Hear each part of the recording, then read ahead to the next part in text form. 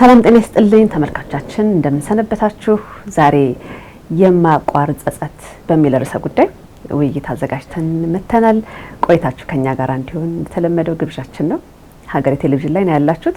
በነገራችን ላይ የዩቲዩብ ቻናላችን ላይ እንዲሁም በሀገሬ ቴሌቪዥን እየተመለከታችሁ አስተያየት የምትሰጡን እናየዋለን። በዚሁ አጋጣሚ ደግሞ ምስጋናችን ለመግለጽ እንወዳለን። እንዴት ናችሁ? እግዚአብሔር ይመስገን ደህና ነን። እኔ ጸጸት ገጥሞ ያውቃል? ለስግብግብ ምን ጥያቄ አለ? ማቆር ዛሬ ጠዋት ገጥሞ ይቀራል ምን እንደሚወራ ከሆነ ያን ውሳኔ አይደለ ይሆን?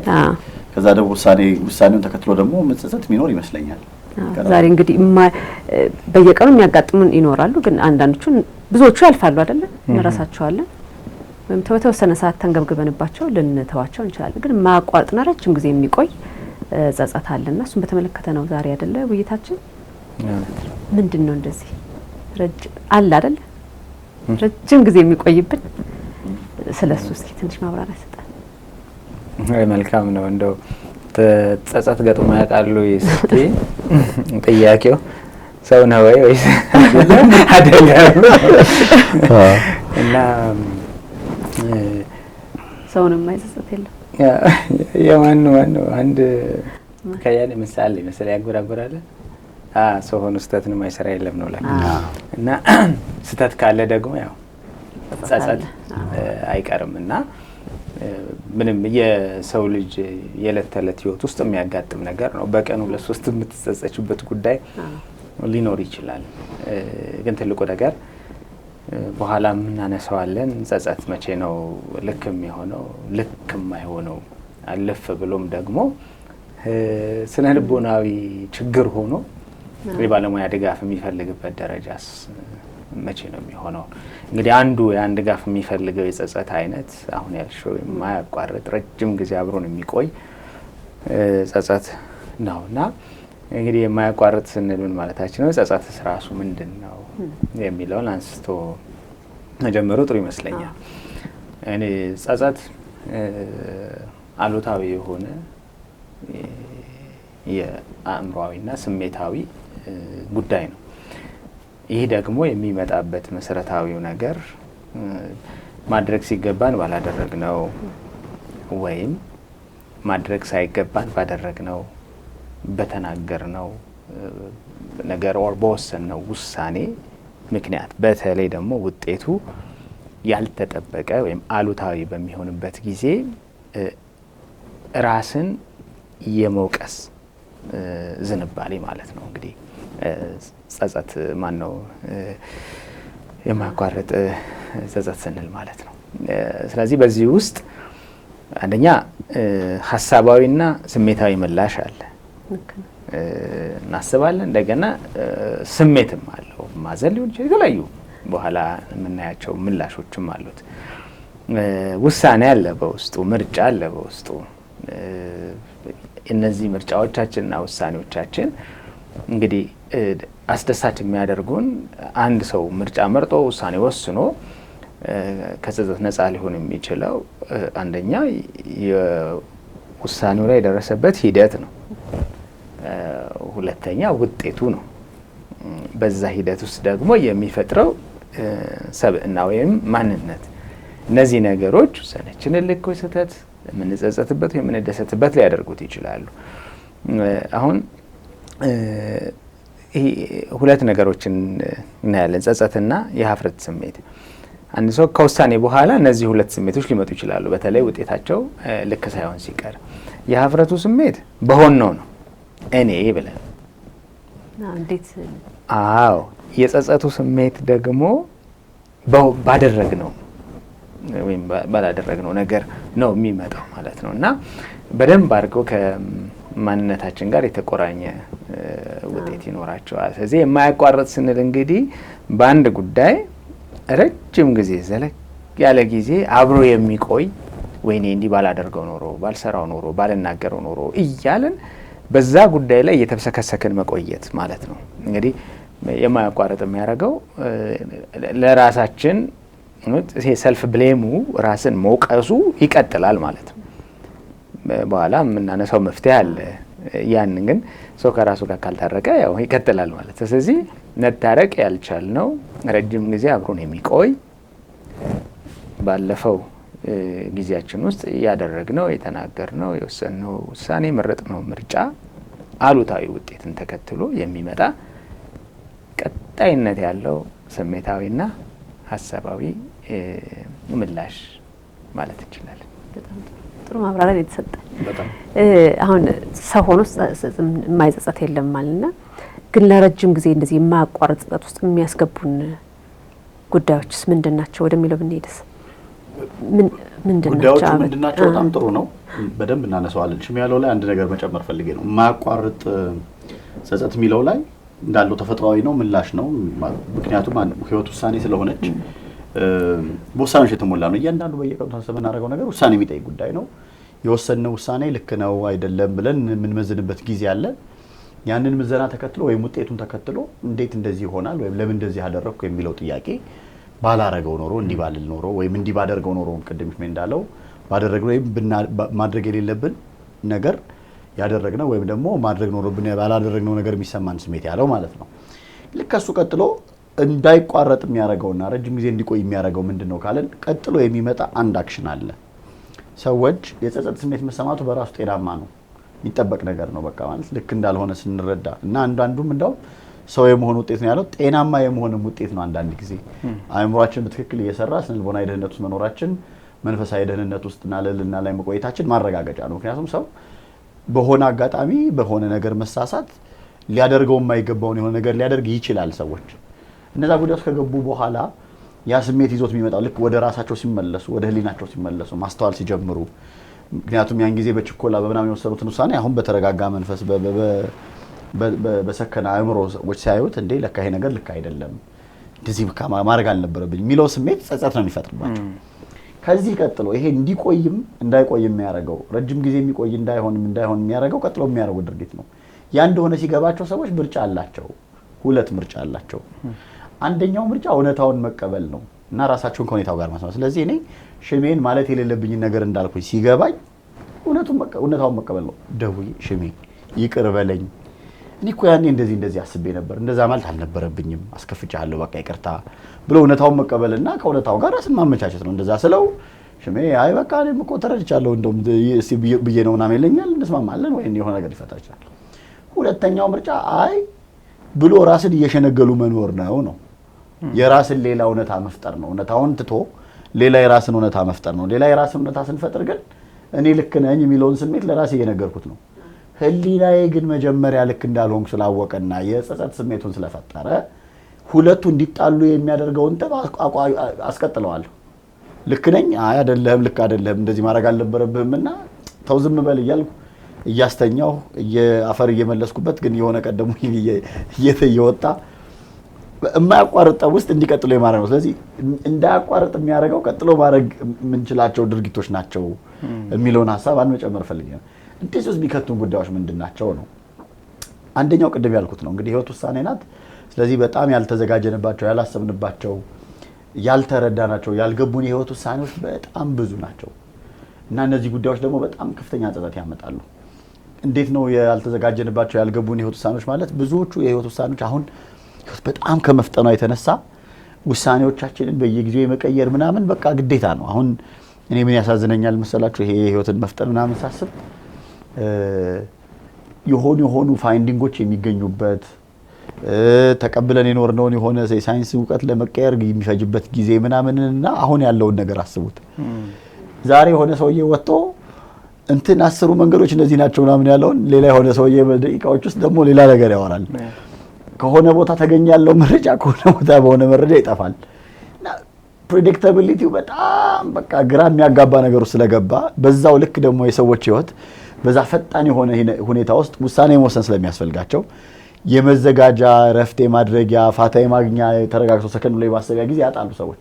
ስለዚህ ቶሎ ውሳኔ ስለሚኖር ደጋግሞ የጸጸት ስሜት ውስጥ የመግባት ነገር ይሄ ሻሎው መሆን ከላይ መሆን ችኩል መሆን እንዲበዛብን የሚያደርገን ነገር የበዛ ይመስለኛል። በዛ የተነሳ ያልተዘጋጀንባቸው ውሳኔዎች አንደኛዎቹ ጉዳዮች ናቸው። ሁለተኛው ጉዳይ ዋጋ ከምንሰጣቸው ነገሮች ጋር ልክ ናቸው ብለን ከምናስባቸው ነገሮች ጋር ቫልዩ ከምናረጋቸው ሃይማኖት ሊሆን ይችላል፣ ባህል ሊሆን ይችላል፣ ወግ ሊሆን ይችላል፣ የህይወት መርህ ሊሆን ይችላል። ከነዚህ ነገሮች አንፃር የሚቃረኑ ነገሮችን የማድረግ እድላችን ደግሞ በጣም የሰፋ ይሆናል። እነዚህ ጉዳዮች ደግሞ የበለጠ ማያቋርጥ ጸጸት ውስጥ እንድንገባ ያደርገናል። ምክንያቱም ምንድነው ሲያስረዳ አንድ ርዕሱን የረሳሁት መጽሐፍ ላይ ሲናገር ምን ይላል? ሁኔታዎች አሉ ልክ ለረጅም ጊዜ የገነባናቸውን የህይወታችን መሰረት ናቸው ያልናቸውን ጉዳዮች ምናናጋባቸው ጊዜያቶች ይኖራሉ። እና እንዴት ነው የሚያስረዳው? የቆምክበት ያ መሰረታዊ ኮለን ምሰሶ ያ ከነበረ ምሰሶ ውስጥ ያሉት ብረቶች ሲሰባበሩ ወይም ሲጣመሙ እንትን ሲሰነጠቅ አስበው ይላል። አንዳንዴ የምናረጋቸው ጉዳዮች ድርጊቶች እንደዛ የሚሆኑበት ጊዜ አለ። ማለት ልክ ነው ብዬ ከማምነው ከሃይማኖቴ ከህይወቴ መርህ ከምናምን አንፃር የማልቀበላቸው ጉዳዮች በሆነ አጋጣሚ ተሳስቼ ወይ ሰው ገፋፍቶኝ እንግዲህ ወይ ደግሞ በጣም እንትን ካለ ሰይጣን አሳስቶኝ ወይ ምናምን ሊሆን ይችላል። ብቻ ገባበትና የሆነ ቀን ይገለጥልኛል ያን ቆምበታለሁ ያልኩትን ምሰሶ የሚያጣምም እንደሆነ እና ከዛ መመለስ ይከብደኛል። ምክንያቱም በቀላሉ የሚቃና አይደለም። ረጅም ጊዜ ፈሽቶብኝ የገነባሁት ጉዳይ ነው፣ ባንዴ የምገነባው አይደለምና እንዲህ አይነት ጉዳዮች ይፈጠራሉ። አሁን ከባህል ከወግ አንፃር ሶስተኛው ከዚህ ከውሳኔ ከዚህ ደግሞ በተለየ ሁኔታ ማድረግ ኖሮብን እያዘገየን ይደርሳል ብለን የጊዜው የውጥረቱ ሁኔታ ወይም ደግሞ ያስፈላጊነቱ ሁኔታ ሳይገባን ቀርቶ ሳንረዳው ቀርቶ ህይወት ላይ በጣም ያለው ዋጋ በደም ሳይገባን ቀርቶ እንዲሰን ብለን መሆን የነበረበትን ጉዳይ ያዘገየናቸው ጉዳዮች ይኖራሉ። መዘግየት ያልነበረባቸው ጉዳዮች እዚህ ውስጥ እንግዲህ ተመልካቾች የራሳቸውን መተካት ይችላሉ። በህይወታቸው በግላቸው በስራቸው የሚከቷቸው ጉዳዮች እና እንዲህ ያደረግናቸው ጉዳዮች ዲባራካት ይላሉ። ለምሳሌ በጣም ብዙ ጊዜ ተደጋግሞ የሚመጣ ማቋረጥ ሰዎች ገብተው በስነ ልቦና ህክምና ምናገኘው ሰዎች ሽሜም እንትን ሚል ይመስለኛል እናቴን እንደው አንድ ቀን እንኳን ቀና ሳላረጋት ውሃ ሳላጠጣ ሳላስታመማት እንደዚህ ሳላረጋት ይሉናል። ለምሳሌ እንደው ምሳሌ እንዲሆን ተግባራዊ ምሳሌ እንዲሆን ማለት በሰዓቱ ክፉ ከሆነ ላይሆን ይችላል። ሰዎች ወይ እናታቸውን ስላልወደዱ አባታቸውን ስላልወደዱ ያን የሚፈልጉት የሚወዱትን ሰው ስላልወደዱ እኮ ላይሆን ይችላል እንደዛ ያላረጉበት ሪዝን ግን ነገ አለ። በቃ ዛሬ አልቻልኩም ነገ ይደርስ የለ ነገ ደግሞ ሲደርስ ሌላ ነገ ይመጣ የለ ነገ ይደርስ የለ እያልን የተሆናቸው ብዙ ጊዜያቶች ይሆናሉ። እነዚህ የፈጠሯቸው ክፍተቶች መደረግ የነበረበትን ጉዳይ ሳናደርግ ውሳኔዎቻችንን መወሰን የነበረብንን ሳንወስን ውጤቱ ይቀርበናል። ስለዚህ እሱን ተከትሎ የሚመጣ የማያቋርጥ ጸጸት ውስጥ እንድንገባ የሚያደርጉ ጉዳዮች እነዚህ ይመስለኛል የጉዳዮቹ ጥንካሬ የሚለካበት ብዬ አስባለሁ። የሚገርመው ግን ባለፈው ስለ ውሳኔ ሰርተናል አይደለ? ከሱም ጋር የሚያያዝ ነገር አለ። አሁን ውሳኔ ስታነሳ በተለይ እንደዚህ አይነት ጸጸት ውስጥ እንዳንገባ በጣም ጥሩ ወሳኝ መሆን አለብን። እንደው ትንሽ ነገር በዚህ ላይ ላልተመለከቱንም ትንሽ ነገር ብናነሳበት ብዬ ነው ብንጨምርበት እንደዛ ጸጸት ውስጥ እንዳንገባ ውሳኔያችን እንዴት አድርገን ማየት አለብን፣ እንዴት መወሰን አለብን። አሁን ቅድም ሄኒ ሲያነሳ ስለ ይቅርታ ደውለህ ራሱ ይቅርታ ማለት ትችላለህ አይደል? እድሉ አለ። ግን የማትችልበት የተለያየ ምክንያት ሊኖር ይችላል። ፍርሃት ሊሆን ይችላል፣ ወይም ደግሞ ባይቀበለኝስ ብዙ ምክንያቶች ሊሰጥ ይችላልና እንደዚህ አይነት ረጅም ጸጸት ውስጥ እንዳንገባ ምን አይነት ውሳኔ ወይ ደግሞ እንዴት አድርገን ልንወስን እንችላለን? ልንጠበቅበት የምንችለው ነገር ይኖራል። ወሳኝ ጥያቄ ነው። ያው እንደው መድኃኒቱም ወደ ጸጸት ውስጥ እንዳንገባ ወይም ጸጸትን ለመቀነስ ምን ማድረግ አለብን የሚለው ላይ በደንብ ለጠናነሳዋልና አስቀድሞ መከላከልም እንግዲህ ውሳኔ ላይ መጠንቀቅ አስቀድሞ ለመከላከል ይረዳል። ያው በመከላከል በሽታ መቀነስ ይቻላል። ያው ዜሮ ላናረገው እንችላለን፣ ግን ያው መቀነስ ይቻላል። የጉዳት መጠኑንም ደግሞ በጣም ይወረደ ማድረግ ይቻላል። እና የጸጸት ልካችንን ማውረድ እንችላለን። እንግዲህ ውሳኔ ላይ እንደው አንድ ነገር ለማለፍ ያው ምንድነው ብልህ ልብስ ሰፊ 7 ጊዜ ይለካል 1 ጊዜ ይቆርጣል ይባላል አይደል? አላዋቂ ልብስ ሰፊ ግን ያው እንደወረደ ያኛውን ቃል ለመጠቀም ብዬ ነው። ልብስ ሰፊ ግን 1 ጊዜ ይለካል 7 ጊዜ ይቆርጣል። ከመወሰን በፊት አስቀድሞ በደንብ የምንወስንበትን ጉዳይ ማየት ነው። አሁን ብዙ ሰዎች እንደው ጸጸትን ስናይ የሚጸጸቱባቸው ጉዳዮች ምንድን ናቸው? አንዱ ከጤና ጋር የተያያዘ ጉዳይ ነው።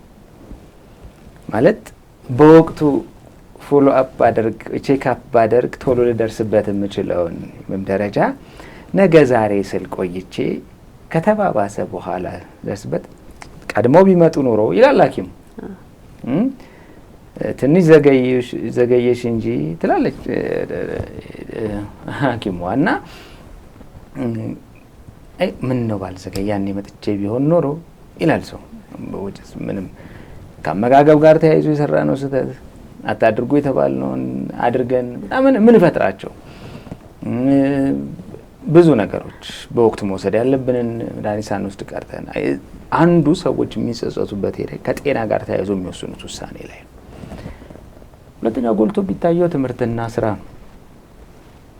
ያኔ በደንብ አጥንቼ ቢሆን ኖሮ በደንብ ተምሬ ቢሆን ኖሮ ያን ድል ባላሳልፈው ኖሮ እነዚህ አይነት ሚስድ ኦፖርቹኒቲዝ ያለፉን በጎድሎች እንደዚህ የጸጸት ቦታዎቻችን ይሆናሉ። ገንዘብ ባለስማማበትም ማለት ለምን እንትን እንዲል አልፈልግም። አምነው እምነት አድርገው ሰዎች እዛ ላይ ፕሪንሲፕል ሀብት የሚገኝ በዚህ ዓመት ማስተዋል ይባላል። እርግጥ ከአንጎል እድገት ጋር ከምናምን ከአእምሮ ብስለት ጋር ምናምን ተያይዞ የሚመጣ ነገር ይሆናል። ግን በጎለመሱ ጊዜም ብር ማምጣት የማይቻልበት ምክንያት የለም። በወጣትነት እድሜም ደግሞ ማስተዋልን መግዛት የማይቻልበት ነገር ስለሌለ ነው። ለኔ ደግመን ደጋግመን የምንሰማቸው ነገሮች ውስጣዊ እምነታችን እየሆኑ ስለሚመጡ እንደው አልስማማም ያልኩት ጥንቃቄ ስለሚፈልግ ነው። ዞሮ ዞሮ ግን የሆነ የህይወታችን ክፍል ላይ ጥሩ ገቢ ይኖረናል፣ ጥሩ ገንዘብ እናገኛለን፣ ቢዝነሶችም እየሰራን የተሻለ ግን አያያዙን ባለመቻል ምክንያት በትነን የሆነ ሰዓት ላይ ልክ እንደባለፈው መሮጥ የማንችልበት ወይም እድሎች በጣም ጠባብ በሆኑበት ሰዓት ላይ እንነቃለን። ያኔ ስነቃ ወይኔ ያኔ ብሬን ይዞ ቢሆን ኖሮ የሚጸጸት ይመጣል ማለት ነው። ከዚህ ከገንዘብና ከተያያዥ ጉዳዮች ጋር ከቁስ ከምናም ጋር ተያያዥ ጉዳዮች የሚመጣ ጸጸትም አለ። በጣም ጉልቶ የሚታይ አንዱ እንግዲህ እኔም በመከራ ላይ የሚያጋጥመኝ ነው ከፍቅር ግንኙነት ጋር ተያይዞ ያለ ጸጸት ነው። አልመሰለኝም እሷን ከተውኩ በኋላ እሱን ከተውኩ በኋላ ከዛ በኋላ ምን ቢሰምርልኝ አልቻለም። የኔ የነበረችው እሷ ናት የኔ የነበረው እሱ ነው አይነት የሚል ትልቅ ጸጸት በሰዎች ህይወት ውስጥ እንመለከታለን። ተደጋግሞ የሚያጋጥመው ሌላው ጸጸት ከወላጅነት ጋር ተያይዟል። ልጅ በማሳደግ ሂደት ውስጥ ከባድ ቅርብ ጊዜ ለወላጆች ትሬኒንግ እየሰጠው አንዲት እናት ጥያቄ ጠየቀችኝ።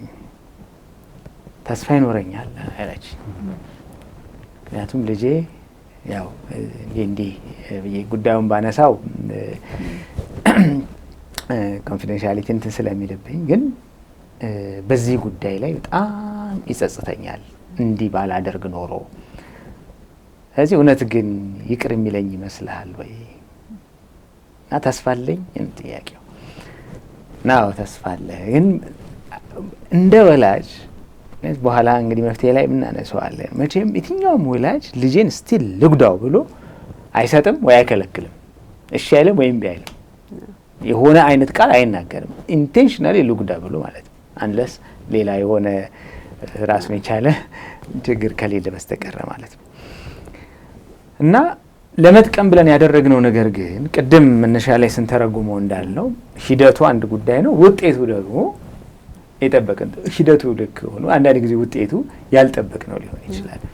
በዛ ምክንያት ወላጆች በቃ አይፊልድ የሚል ጸጸት ስሜት ውስጥ ይገባል። እንደ ወላጅ በቃ ከስር ያለው ድቅ ያለው እንዲህ ማድረግ አልነበረብኝም ምን ዋጋ አለው ምናምን ነገር ይላል ማለት ነው። እና እነዚህ ጉዳዮች ትልቅ የጸጸት ጤራዎች ናቸው። በመንፈሳዊ ህይወትም ደግሞ ከፈጣሪያችን ጋር ያለንን ግንኙነት የሚያበላሹ ነገሮችን በህይወታችን ስንወስንና ከእሱ እንደራቅን ሲሰማን ጸጸቶች ይመጣሉ። እነዚህ ሁሉ እንግዲህ የውሳኔ ውጤቶች ናቸው። ያንን ትልቁ ነገር ጸጸትን ስንረዳ ጸጸት ፋንክሽናል ነው ማለት ቅድም እኔም አንስቶታል። በጣም ግን በሁለት ከፍለን ነው የምናየው። ተገቢ የሆነ ጸጸት አለ፣ ተገቢ ያልሆነ ጸጸት አለ። appropriate and inappropriate regret አለ። ይሄ ተገቢ የሆነው ጸጸት በአንድ ወገን በተናገረው ነገር በሰራነው ስራ ምናምን እንድንማርበት እድል ይሰጠናል። እንማራለን። ብዙ ብሮችን ከስራ ሊሆን ይችላል፣ ግን እኔ ከሰርናት ብሉ ላለሁኝ በዚህ አይነት ጸጸት ውስጥ የሚመጡ ይህን ያክል ብር ኢንቨስት አድርጌ ተማርኩ በሉ። በቃ 1 ሚሊዮን ብር ያከሰረኝን ውሳኔ ወስኜ ከሆነ 1 ሚሊዮን አወጣሁበት በቃ ለዚህ ትምህርት። ያንን መልሼ ከደገምኩት ነው ችግር የሚሆነው። እዚህ እንድንማርበት ያደርገናል። ሁለተኛው ነገር ተገቢ የሆነ ጸጸት ምንድነው የሚያደርገን? ውሳኔያችንን እንድንከልስ ያደርገናል፣ እንድንቀይር፣ እንድንለውጥ፣ ምርጫችንን እንድናስተካክል እድል ይሰጣል። ኦኬ ይሄ ልክ አልነበረም፣ ስለዚህ በዚህኛው መንገድ ሊሄድ ይላል። ሶስተኛውና ትልቁ ነገር ግን ከቫልዩያችን ጋር ያገናኘናል።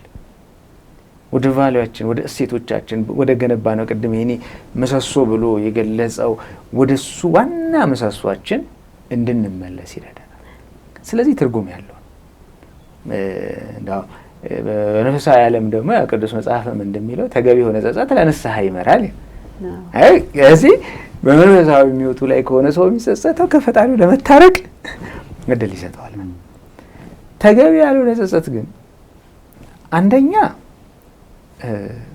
ምክንያታዊ አይደለም። ምክንያታዊ አይደለም ስል እኔ ምንም ላደርግ በማልችልበት ጉዳይ ውስጥ እንደው ለምሳሌ አንድ ሰው ከሱ ቁጥጥር ውጭ በሆነ መንገድ ማለት ነው። ይሄ ኮንትሮል ያለን ነገር አለ፣ ሌላን ነገር አለ። ወላጆች ለምሳሌ ልጆቻቸው ላይ ሁሉን ነገር ማድረግ የሚችሉ ይመስላቸዋል። ይመስለናል አንችልም። ልጆቻችን ላይ ኢንፍሉዌንስ መፍጠር እንችላለን፣ በጎ ተጽዕኖ ማምጣት ምናምን እንችላለን፣ ግን ሁሉን ነገር ኮንትሮል ማድረግ አንችልም። የነሱ ውሳኔ የሚለውጣቸው ነገሮች አሉ። የነሱ ውሳኔ ያ ውሳኔ የነሱ ነው። ያንን ልወስንላቸው አልችልም። ሁሌ በምግብ ምሳሌ እናነሳዋለን አይደል? እስከ ማጉረስ ድረስ ልንሄድ እንችላለን፣ መዋጥ ግን አንችልም። አንዳንዱ ወላጅ የሚጸጸተው ለምን አልዋጥኩም ብሎ ነው። ለምን ውጪ ፈጭቼ ያላዋጥኩትም አንችልም። በጣም የተማሩ ወላጆች ሊሆኑ ይችላሉ፣ በአካዳሚክሱ ማለት ነው። ልጆቻቸው ትምህርታቸው ውጤታማ ሳይሆኑ ሲቀሩ እንዴት ይሄ ሶስት ምን ይላል? ግን ልጆቻችንን በሉ ቁጭ በሉ ብለን ደብተር አስገልጠን መጽሐፍ አስገብተን ወንበርና ጠረጴዛ ቁጭ ማድረግ እንችላለን። ከመጽሐፉ ወደ አንጎል ያለውን ሽግግር ግን እኛ እንሰራው፣ እዛ ላይ ስልጣን የለንም። that's the choice። ስለዚህ አንዳንዴ የምንጸጸትባቸው ጉዳዮች እኛ ቁጥጥር በሌለን ነገር ላይ ይሆናል። አንዳንድ ጊዜ ሰርቫይቫል ጊልት የምንለው አለ አይደለ? በመትረፉ ሰው ይጸጸታል። ለምሳሌ እናት መኪና ድራይቭ እያደረገች ሄደች፣ ከሷ ቁጥጥር ውጭ መንገድ የጣሰ መኪና መጥቶ አደጋ ያደርስባቸዋል።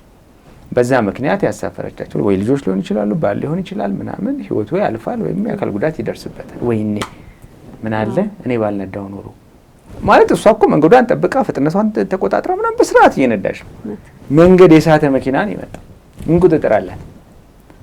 እና ለምን አተረፍከኝ ሁሉ ሙግት ይጀምራል ማለት ሰርቫይቫል ጊዜ። አሁን ይሄ ኢንአፕሮፕሪየት ምን ቁጥጥር አላት? ምን ማድረግ ትችላለች እናት? ምንም። ስለዚህ እነዚህን የመሳሰሉ በሚሆንበት ጊዜ አንማርበትም፣ የውሳኔ ለውጥ እንድናመጣ ይረዳንም፣ ወደ ሴቶቻችን ያቀርባል። ተገቢ ሲሆን ግን እንደውም የሞራል እድገት ግንባታ የሚመጣው በጸጸት ውስጥ ነው እና በዚህ መልክ ማየት እንችላለን። የሚገርም ነው። ተመልካቾቻችን ናብሊስን ነው በሀገር ቴሌቪዥን እየተመለከታችሁ ያላችሁት። አስተያየት እየሰጣችሁ የተወያያችሁበት አሁን ቆይታችሁ ከኛ ጋር አይሆን።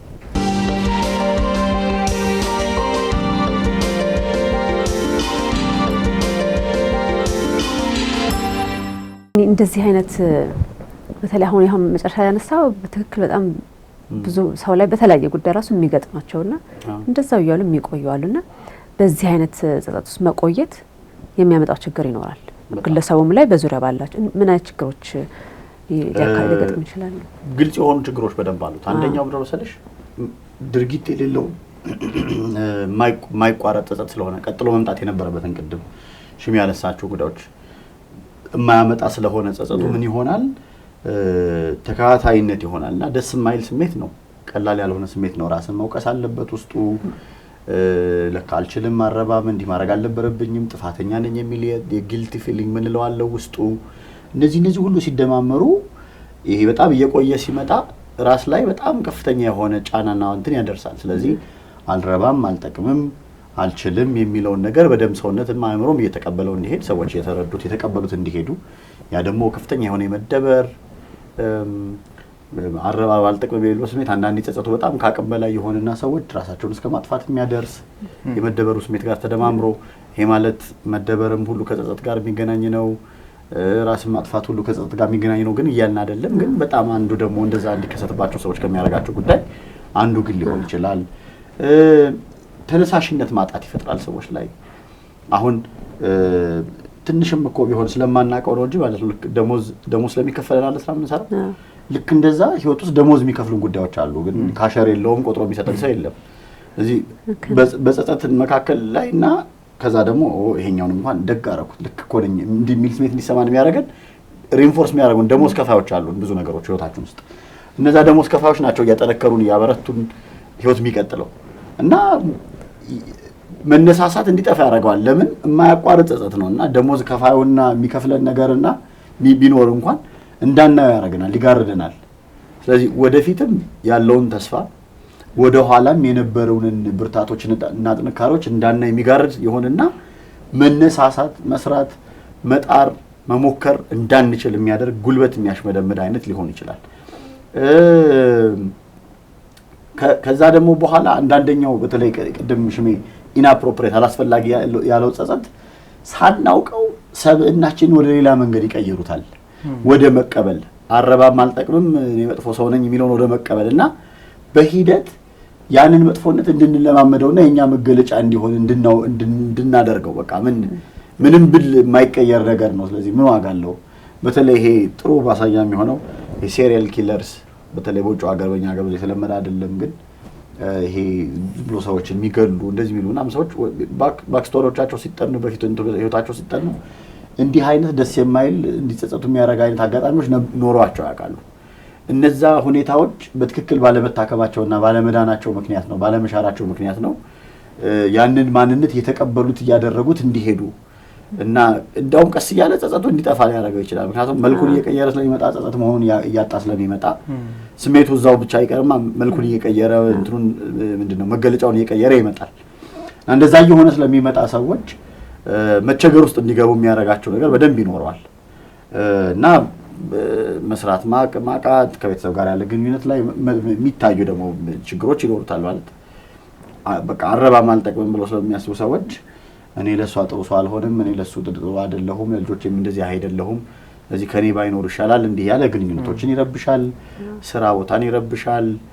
ብዙ መስራት፣ ብዙ ማትረፍ፣ ብዙ በጎ ነገር ማበርከት ይችላል የነበሩ ሰዎች እንዲቀሩ ያደርጋቸዋል እና በጣም የሚከለክል ነው። በጣም የሚገርመው ራሱ ደግሞ የምንጸጸተው ባላደረግነው ነገር ነው ብለናል።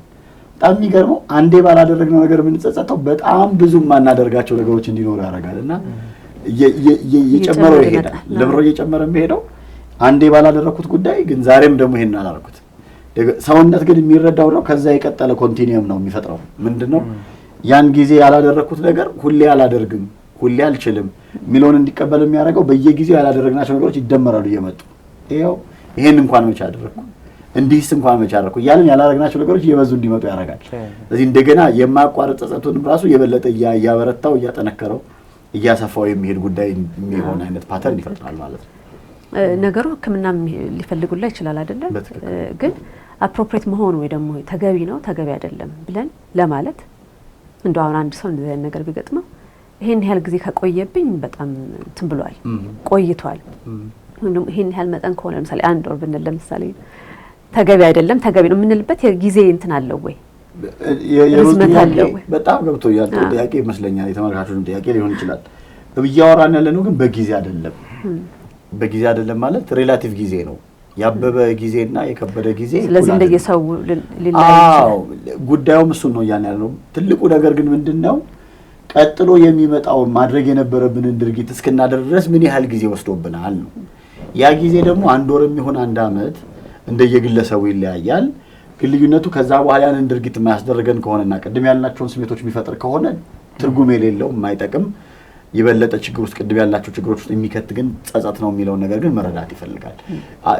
እንትን ብዙ ነገሮች እየተቀየሩ ነው። ከጊዜ ጋር ስላነሳ ነው አንድ ነገር ብቻ ማለት ፈልጌ ነው። ብዙ ነገሮች እየተቀየሩ ማለት ድሮ የአእምሮ ህመምን የምናይበት መጽሐፎች ላይ ብዙ ነገሮች ሲቀየሩ መጠን የግድ ነበር የሚመስለን። ስለዚህ ይሄን ያህል ጊዜ ሲቆይ ስንት ጊዜ ሲቆይ 6 ወር አሁን እሱ ችግር ሆነ። ለምን ችግር ሆነ? አንደኛ ቅድም ያልኩት ፍጥነት ዓለም ላይ ያለው ፍጥነት እንደ ድሮ አይደለም። ሁለተኛው ግን ለአበበና ቅድም ለከበደ ያልኩት ምሳሌ ለሆኑ ሁለት ሰዎች እኩል አይሰራም። ስለዚህ ያንን ጊዜ ማስቀመጥ አይቻልም። ኢቨን እኔ ምን መስሎ ይሰማኝ ማለት ያንን ጊዜ ራሱ የምንፈልገው ራሳችንን ለመሸወን ይመስለኛል። አይን ያህል ጊዜ ካልቆየ እኔ አንድ ወር የተባለው እኔ 28ኛ ቀሪ ነው ደህና ነኝ ለማለት ይመስለኛል እንጂ የሚጠቅም ሆኖ አይደለም። ጊዜ መቀመጡ የተሻለ የሚሆነው ግለሰባዊ እንደሆነና ሰዎች ማስተዋል እንዳለባቸው ማንሳት በጣም ስለዚህ የሚቀጥለውን እርምጃ እንድንወስድ ካደረገን ነው ውስጥ እንደሆነ የሚሰማን። ወደ መፍትሄው እንምጣ መሰለኝ አይደል? ምንድነው ልናረግ የምንችለው? ወሳኙ ነገር እሱ ነው። እንግዲህ ትልቁ ነገር ጸጸት ወደ ኋላ ነው የሚወስደን ማለት ስለ ትላንት ነው ማድረግ ሲገባኝ ስላላደረኩት ማድረግ ሳይገባኝ ስላላደረኩት ትላንት ነው ባለለው ኑሮ ምነው ምላሴን በቆረጠው ምናምን ስላለፈው ብዙዎቹ ነገሮች ደግሞ መመለስ የማንችላቸው ምንም አንዴ ከአንደበቴ የወጣውን ቃል ሪቨርስ ማድረግ አልችልም። ሄዷል። የሆነ ነገር አደረኩኝ እዛ ሰዓት ላይ ማንም ሰው እኮ ትላንትና ላይ ሄዶ ተመልሶ አክት ማድረግ አይችልም። ለሰው ልጅ አልተሰጠም ይሄ ስልጣን። ግን ከትላንትናው ተምሮ ዛሬ ላይ የተለየ ነገር አድርጎ ነገውን መቀየር ይችላል። ማስተካከል ማቃናት የምንችለውን ነገር እናደርጋለን። ትላንት የሆነ ሰው ላይ ጉዳት ካደረስኩኝ ጉዳቱ እንዳልደረሰ ላደርገው አልችልም፣ ግን ልክስ እችላለሁ።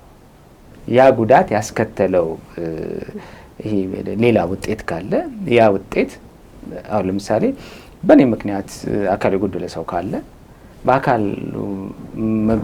መጎዳት ምክንያት ያጣው ነገር ካለ እሱን መካስ እችላለሁ እንጂ እንዳልነበር አድርጌ መመለስ አልችልም።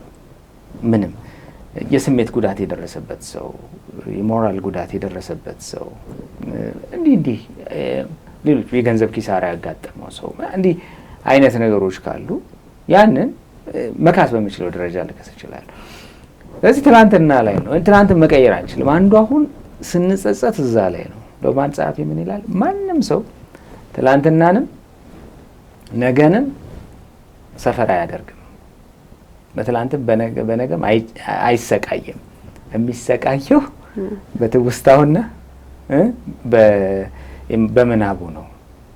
አሁን ኦልሬዲ እኮ በቃ ሄደ ትላንትና የሆነው ነገር ግን ያን ሁሉ ትውስታ ቋቴ ውስጥ አስቀምጬ እሱኑ እየመለስኩ ባላደርገው ኖሮ ባልለው ኖሮ ብለው ኖሮ እሺ ብል ኖሮ እምቢ ብል ኖሮ እያልኩ ትውስታዬን ነው በቃ የምሰቃየው። ኦልሬዲ አለፈ እኮ በጊዜ አልፏል። እኔ አእምሮ ውስጥ ግን ትውስታ ሆኖ ቆይ እሱን ነው የምንሰቃየው። እዚህ መፍትሄው ምንድን ነው? ይቅርታ።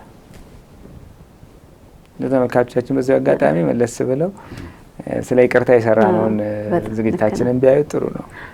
ይቅርታ እኔ አይደል ያጠፋሁት ባላደረኩትና ባደረኩት ነገር ላይ ተሰስኩ ያለሁት ለራስ ይቅርታ ማድረግ ሰልፍ ፎርጊቭነስ በጣም ትልቅ ነገር ነው።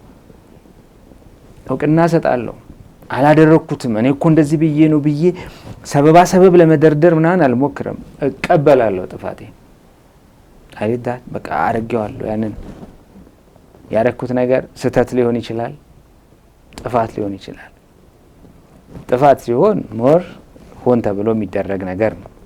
ስህተት ሲሆን ግን ሆን ሳንል ባለማወቅ የምናደርገው።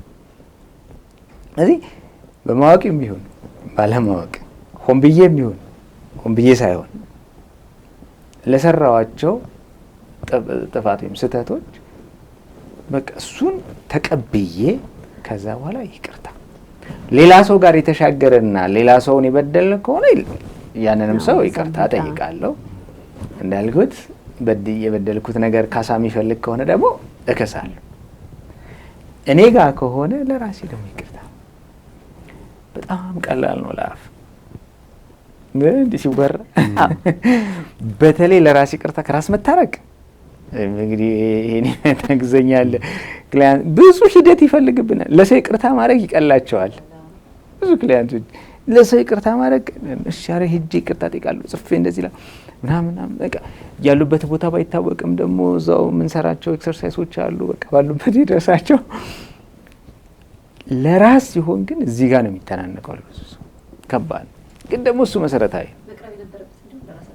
አዎ መሰረቱም እሱ ነው። ደግሞ ለሌላው ሰው ማድረገውንም ይቅርታ በጣም እውነተኛና ታማኝ የሚያደርገው ለራሴ ይቅርታ ማድረግ ስችል። አዛ እንትን ይባላል ከባዶ ብርጭቆ መቅዳት አይቻልም። የሌለኝን እንዴት እሰጣለሁ? ፍቅር እኮ ለራሳችን ከምንሰጠው ፍቅር በጣም ታላቁ መጽሐፍ ባልንጀራህን እንደራስህ ማለት በቃ ሰውን የመውደድ ሊሚቱ ማለት ነው። ያ ማለት ራስን ሁሉ ሳክሪፋይስ ከማድረግ ለኔ ቢሆን አደርገዋለሁ። ስለዚህ ሌላውም ሰው እስከዛ ድረስ ይሄዳል እና ራስ ወዳድነት ማለት ግን አይደለም። እና ይሄ በጣም ወሳኝ ጉዳይ ነው። ይቅርታም ሌላውን ይቅር ለማለት የእውነት ይቅርታ ለማድረግ መጀመሪያ ለራሴ ይቅር የማድረግ ጉልበት፣ ብርታት፣ አቅሙን ላገኘው ይገባል እና ጸጸትን ማከሚያ አንዱ ነገር ይቅርታ ነው። ከዛ ደግሞ ካሳ የሚፈልግ ነገር ከሆነ ደግሞ መካስ ተምሮ አሁን ያንን ላለመድገም ወስኖ ደግሞ በአዲስ መንገድ መጓዝ።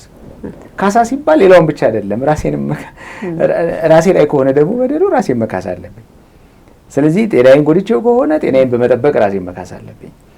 ሀብቴን ንብረቴን አባክኜ ከሆነ ቆጥቤ ዋይዝ በሆነ መንገድ ደግሞ ብልህነት በተሞላበት መንገድ እያወጣው መካስ አለብኝ።